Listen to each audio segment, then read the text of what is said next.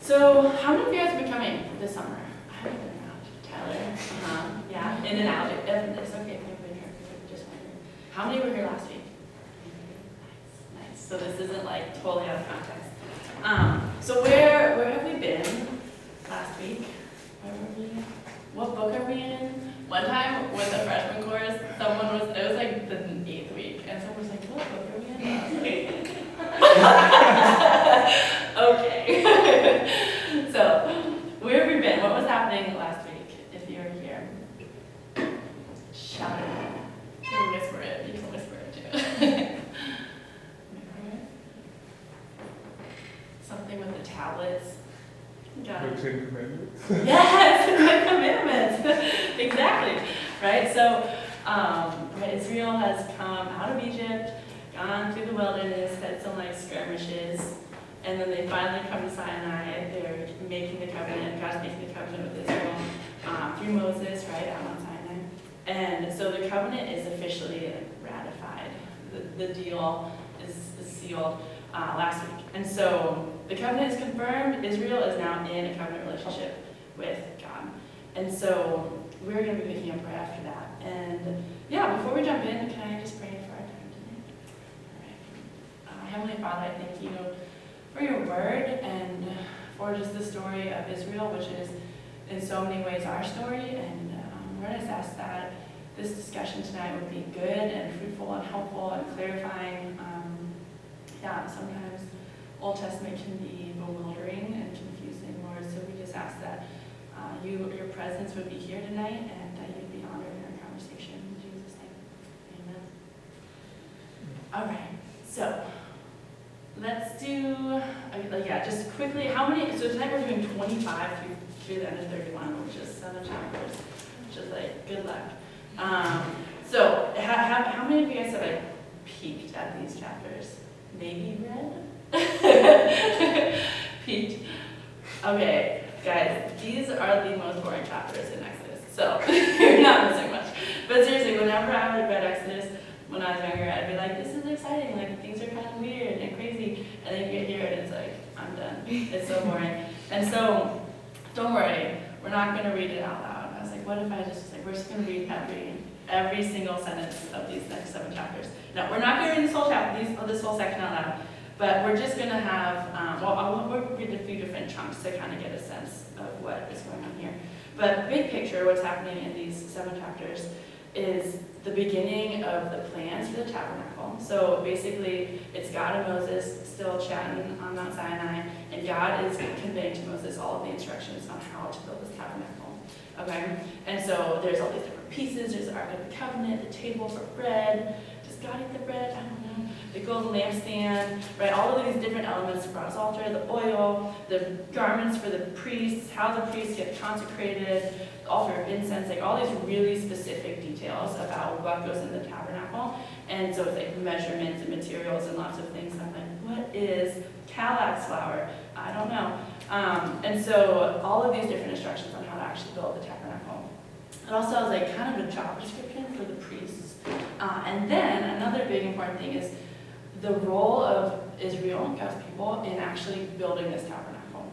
So those are kind of the bigger, it's a ton. If you just even like glance through part of chapter 26, it's like upright frames for the tabernacle, acacia wood, 10 cubits, all of these different measurements. So it's pretty dense.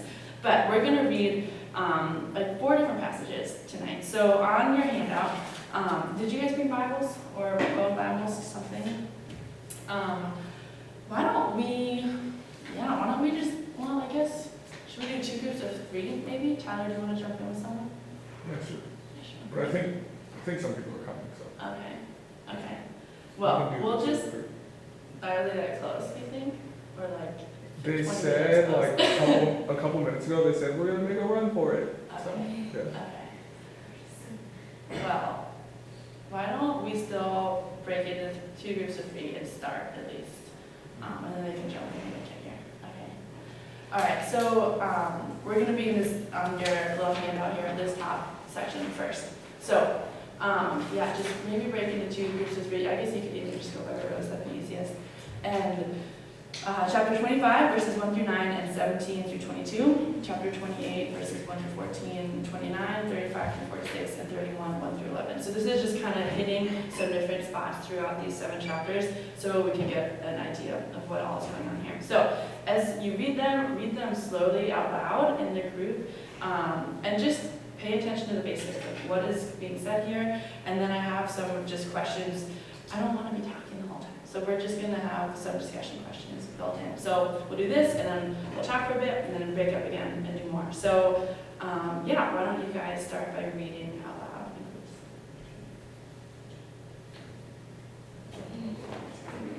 Okay, so let's jump in. We're actually going to spend most of our time in the first 9 verses of 25, because there's a lot going on there. You might not believe it, but there is. So, okay, first of all, the first thing, the very first thing, this is the thing that happens after the covenant is established with Israel, is what? God's like, okay, let's do something together, right? Let's build my house.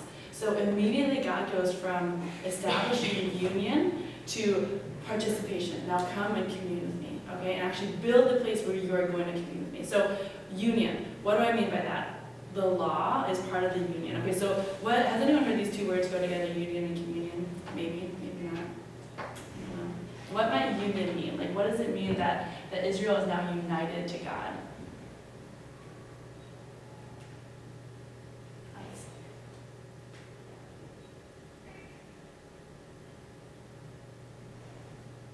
They're in the covenant, right? Tyler, you're too late. It's too late. So a union is a fixed relationship between 2 parties, right? So maybe, let's talk about this. This will ring a bell. The union of marriage, right? It's a fixed relationship. Okay, so God has just Rain Man. So God has just entered into covenant promises with Israel, right? That's what happens in chapter 24. And so union is something that has been fixed. Okay, so, and this union is established through the means of the covenant, through the law. Okay, and so if you think about it in terms of marriage, right? A couple gets married, but before that, they are not married, and after that, they are always married unless they get a divorce, right? So if you're married if you're in the same house, or if you're in different continents, or, yesterday, a marriage is something that is a union that is fixed. So the state of that union is stable, right? And so God is now in this union with Israel, which, as we will see through the rest of the Old Testament, is really important, right? Because Israel again and again and again is unfaithful. Israel again and again and again breaks their covenant promises to God, and yet God is saying, I'm in this covenant with you. I'm united to you as my people. I've chosen to make these promises with you, and I'm not going anywhere. Right, that God isn't just going to be like, well, you broke the covenant, I'm not sorry, right? He could, but he's not that way, right? He's steadfast, slow to anger, compassionate. And so the union is established in the law, right? There's all these different things. Maybe if you were here last week, you're like, what the heck? There's so many weird rules, right? Why would God do all these things? And it's basically God is trying to explain to Israel what it means to be the people of God, what it means to actually be humans who relate to a perfectly holy God, a perfectly glorious God, right? It's kind of like trying to explain to an alien who has no concept of marriage what marriage is. It's well, you have to understand love and grace, compassion, forgiveness, right? God is basically giving rules to and law to his people to say this is actually how you enter into a covenant with the holy God. So these are the things that you have to do. These are requirements. These are things that actually shape and reshape you into people who you were supposed to be, right? That humanity was made for this covenant relationship with God. Well, not even covenant, before pre-covenant, no need for a covenant because they're already in perfect relationship with God. And God's saying, to make you into more humans, because sin has gotten in the way, I'm giving you my law. So the law is actually a means of grace because it teaches the people about who God is. It says this is what it means to be in relationship with God. And so the Old Covenant is actually God's grace towards his people. I know sometimes we can segment Old Testament, New Testament, and be like, Jesus is so nice. It is so cool. And then we're like, God's Old Testament? I don't know.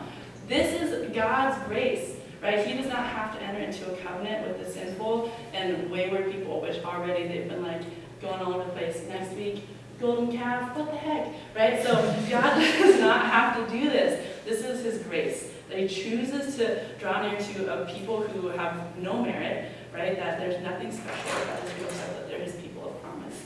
So God is entering into this union, retraining Israel how to live in relationship, in Christian, with him. So the point of the law, the point of this union, which happened last week, is for the sake of what happens this week, for the sake of communion.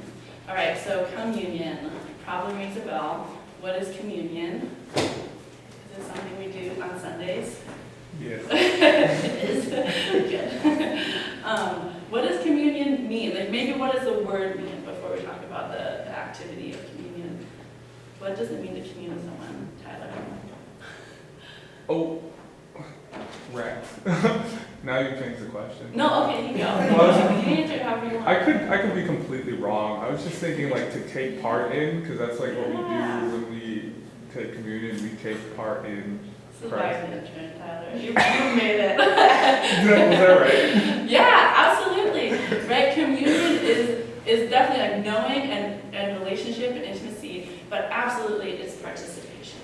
Right? That's the first thing that happens is God's like, cool, go bring your stuff and help me build my house. Right? This is God, creator God. He can be like Tabernacle and it would be, right? Like he does not need Israel's help, but immediately because God cares about the hearts of people, God cares about them, about knowing them. The whole point of the tabernacle is that that they might know me, right? All of Exodus even, the whole point of it is that people might know who I am, that God who reveals himself, right? And so until now we've seen God revealed through like the cloud of fire, right? The cloud and the fire and all these different things. And now God is saying, I'm actually going to bring my presence to be in your midst permanently, that I'm going to be with you.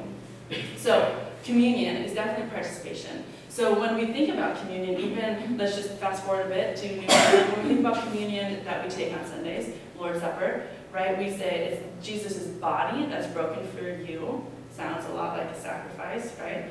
And this is the blood of the covenant, right? And so when we are taking communion, we're actually participating.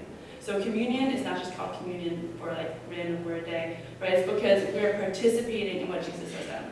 So when we take the blood and we drink the wine, grape juice, we're actually identifying with who Jesus is, with his life, his death, and his resurrection.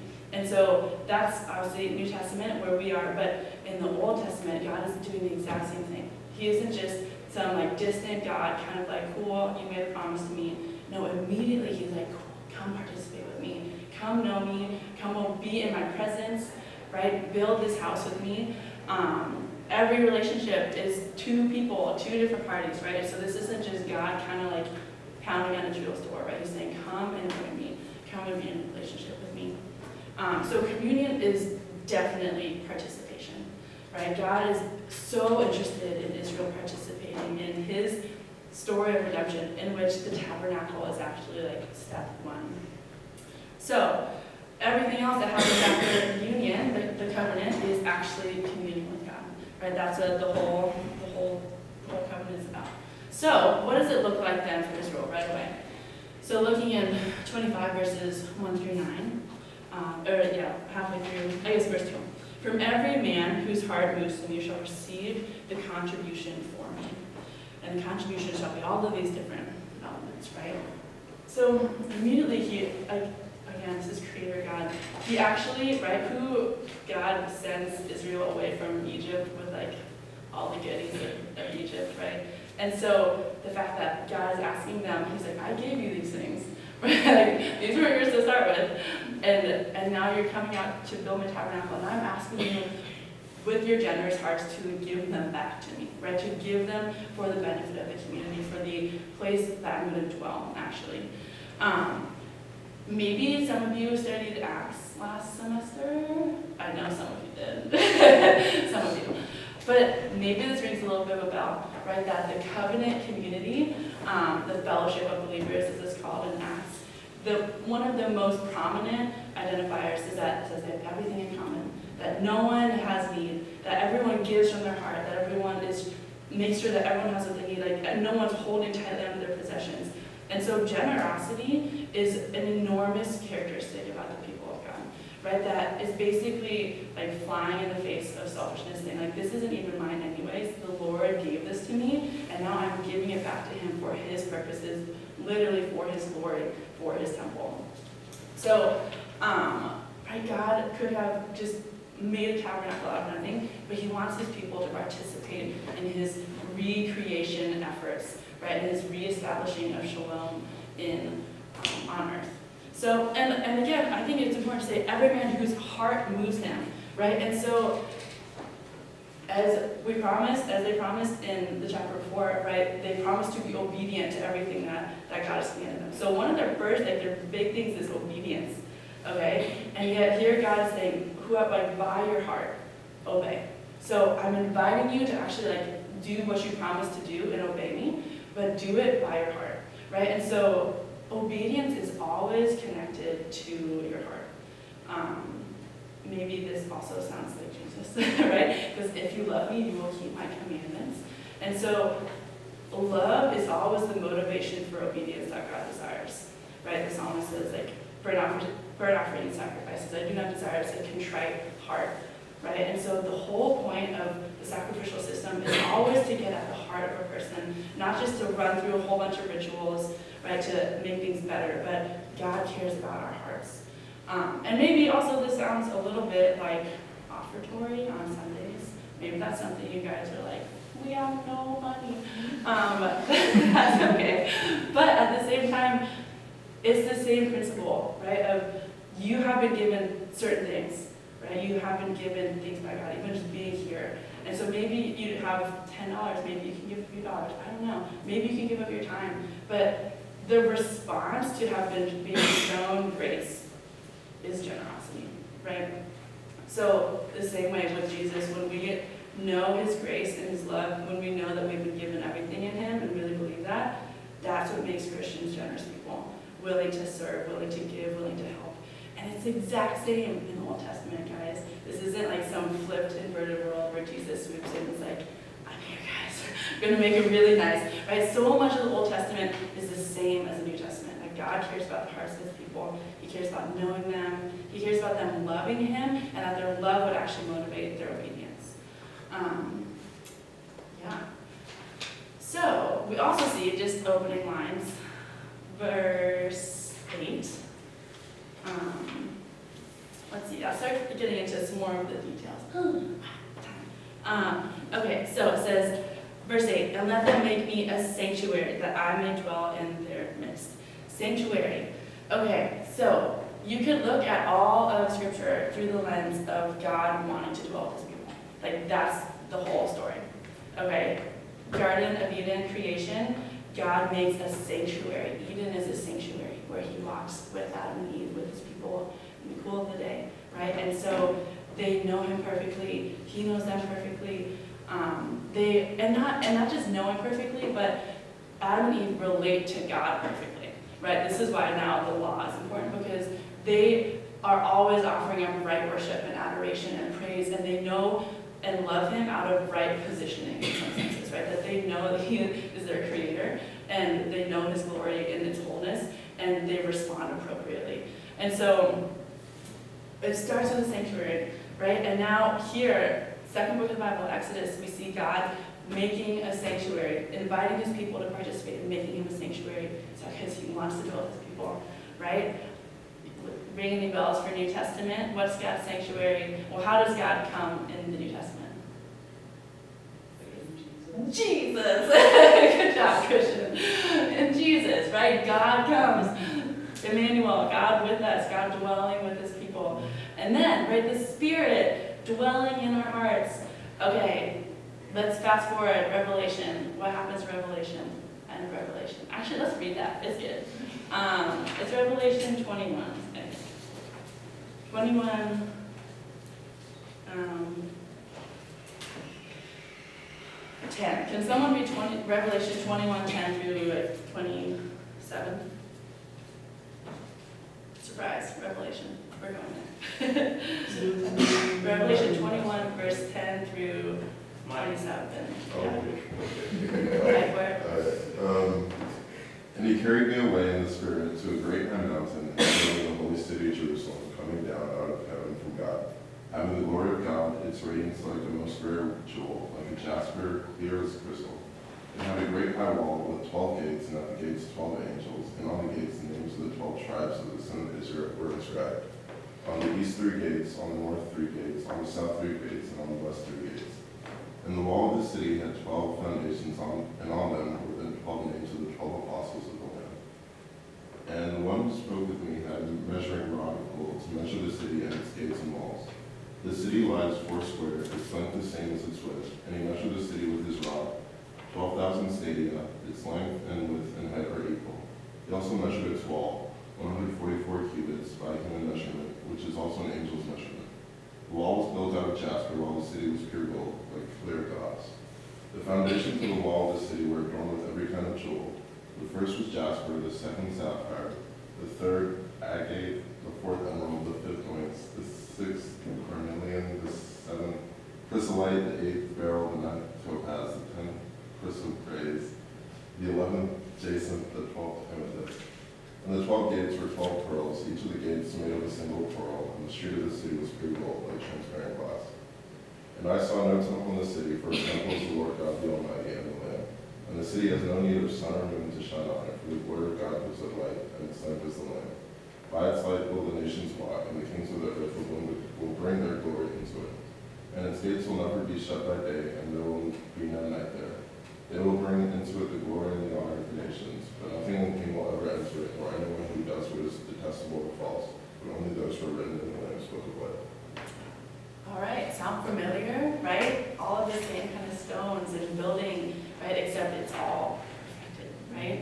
Everything is actually restored and made whole again. Gina. I have a question. So, like, we just read in Exodus, like Old Testament, like very specific details about how God wants His temple to be built. And then in the New Testament, we go into like, okay, now we're the stones of like the church. Like, Okay. there's, yeah, like they talk about like Jesus is the cornerstone, and like how in church we learn like we are the church. You know, so that's why I went to confirmation. And it's interesting to me, like, why do you think that in Revelation we go back to this like kind of physical emphasis in a way? Does that make any sense? Like, if we have already like had Jesus and now we have the opportunity to be in direct relationship with God, why would this matter again? Like what whole, like the city? Like So- what the specific details of the city? Yeah, well, so I think one thing to notice, first of all, is that there is no temple, right? So God is just in their midst again, just like in Eden, right? So God and people just walk together because we're fully restored, fully redeemed. All sin is gone, it's no more, right? So there's no temple. But, you know, actually, that's, I mean, the detail, right? Why does God care about beauty? Why does God make beautiful things? There's a question. Like, why does God make beautiful things? Let's think about it. Anybody? Yes, in order to glorify Him, but at the same time, like, not everything in the world is beautiful, so what does that say about His love for the ugly things? Well, maybe it's in the eye of the beholder.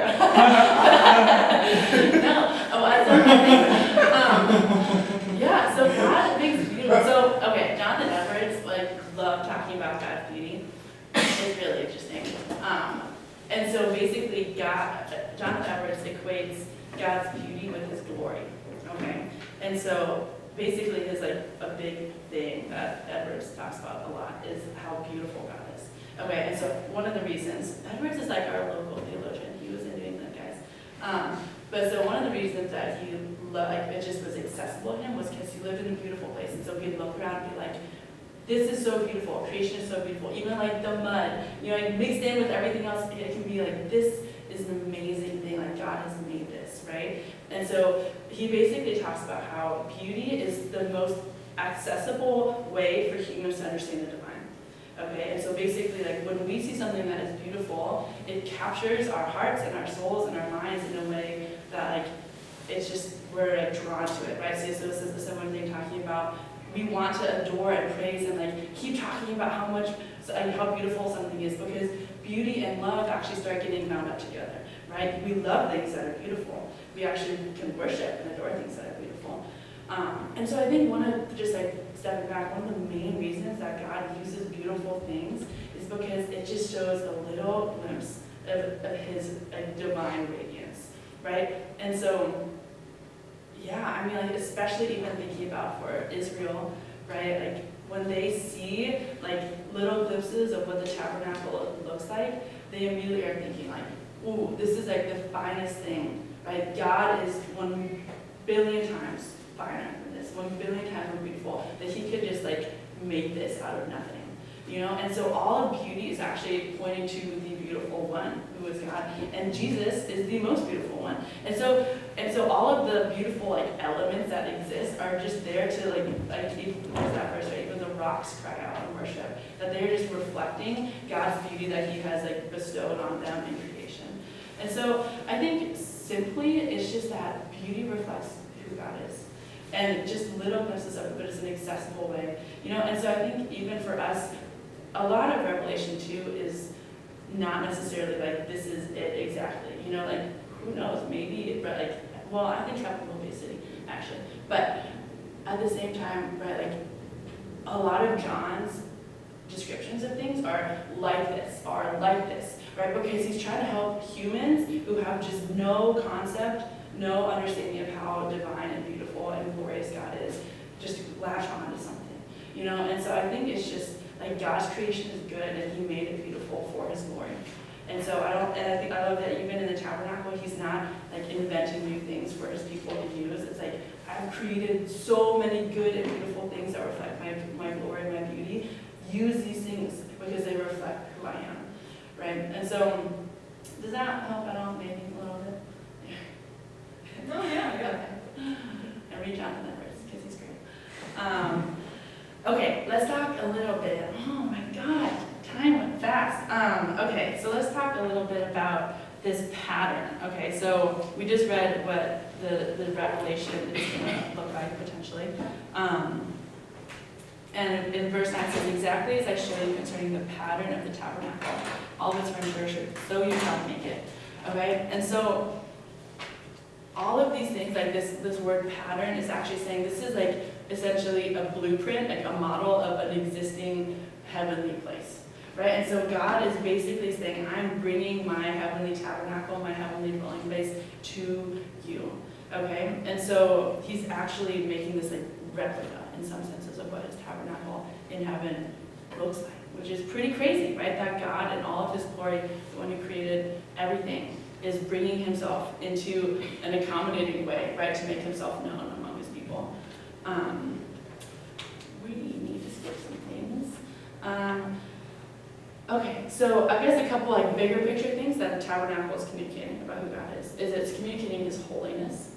Okay, and so we see that in both how the elements are reflected. So one way that the tabernacle is built is that as it gets closer and closer to the Holy of Holies where God's presence dwells on the Ark of the Covenant, the materials get like finer and finer and more beautiful and more expensive and more rare, right? So the Holy of Holies is just like this glorious room where God actually dwells. There's also just indication of his holiness by separation, saying just like on Mount Sinai, the people stay at the base. Some of the priests can go around like the bottom layer, but then only Moses ascends the top. In the same way, the tabernacle is set up that only Moses goes into the Holy of Holies to meet with God. The priests can come into the holy place, and then everyone else is in the courtyard where sacrifices happen, worship happens. The tabernacle also communicates that God is King of Israel, right? Like this, at this point in Israel's story, they later, right, will ask for a king, but every other nation has a human king, and God is the King of Israel. And so the tabernacle is not solely for sacrificial and atonement purposes. It is also the place where God commands Moses for his people, right? And so we have to remember that God is actually the King of Israel, and where his throne is in the tabernacle, right? In the Holy of Holies. And then the last thing that the tabernacle shows us is that God is also the cosmic king, okay? And so the tabernacle is kind of like this cosmic center point, which is crazy to think about, just like Eden was, where in all of the creation and with all the people, God is choosing to dwell here, okay? And so just like God creates in Genesis that he creates and it happens, and there's boundaries and things are established, and you know the land and the sea are separated, and there's different systems put in place. There's animals and plants and all these different things.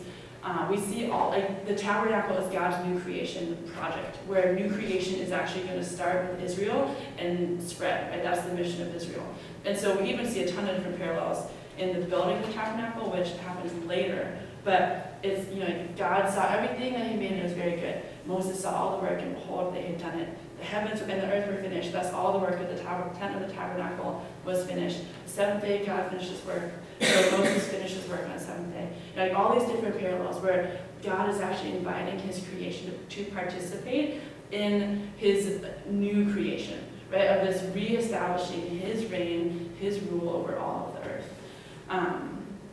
Like God brings chaos to order in creation, right? And in the same way, God is bringing chaos of a world that does not know who God is into order. And part of the order happens in how we worship, how Israel worships through different sacrifices, right? Atonement, that they can actually be in a relationship with God, but also through these different rooms, right? So Israel is actually bringing chaos into order, that worship could happen, that God could actually be glorified, that he can actually be known, and that they can actually know him and bring out, right, the whole purpose is that his glory, his image would cover the earth. Let's run through really quickly a few of the elements. Okay, so there's the Ark of the Covenant, which is in the Holy of Holies, and contains the tablets of the law. And so this is where God's presence would descend, dwell on top of the ark between the two cherubim. And it's interesting that God's presence dwells with his word, right? So his word and his presence are never separated, and that his presence is always, like, God's promises are true, right? And so everything that his word says, that is also where his presence is. There's the lampstand, which has the, like, replenishment of oil, and it's made with, let's see, it has like olive tree themes and almond tree themes. So the olive trees represent Israel, God's peace and God's favor. Noah, anybody? Yeah. And then almond is related to the Exodus provisions because Moses and Aaron's staff were made out of almond branches. There's the altar in the courtyard, which is where like corporate worship happens, where people bring their offerings. And so people bring their offerings, and it's this public worship, right? People bring offerings for their atonement of their sins, and it's done in the presence of everyone else, you know? And so worship was always communal. It was always everybody, right? It wasn't just secretive, privatized, bringing my offering here. It's everyone comes together, and we make offerings first. And we also feast. Guys, I totally missed this somehow. Did you know that Israel would eat the sacrifices? Right, so there are certain sacrifices that the priests would just burn completely. But like for the people, that they would bring their sacrifices for atonement, and they would actually feast in the courtyard in God's presence. Does that ring a bell? Right? Don't we do the same thing with communion now? We feast with God, and we will feast with God as a marriage supper for the Lamb. Right, so God cares about communing with his people around meals even. And the whole like house idea that God has a house, which is, you know, God's house. He lives there, and the priests are his servants who basically like invite the people in, and the people bring their gifts to the host, right? And so like the entire tabernacle and Israel community is based on this, that God is dwelling with his people, and he's inviting his people into his home to meet with him, to know him, to feast with him, having a meal with God. So at this point, we have 20 minutes left, which is crazy. Why don't we break into small groups again? And there's a few questions. Maybe just pick like a question or two questions to discuss. And the discussion questions, the middle zone. And yeah, whatever catches your eye. And just chat about that with your neighbor. And then we're going to do one more thing before we wrap up. With the Old Testament to what happens in Jesus. And so we're going to read a chapter in Hebrews. Originally I want to read more, but that's crazy. We're only going to do one chapter. So in your small groups, turn to Hebrews chapter 9 and read Hebrews chapter 9 out loud together. And then I want you guys to talk specifically about well, what are the connections, what are similarities, differences, but also how does Jesus actually fulfill the old covenant? Okay, so read Hebrews chapter 9 out loud together and discuss, and then we'll come back together and just talk about what you know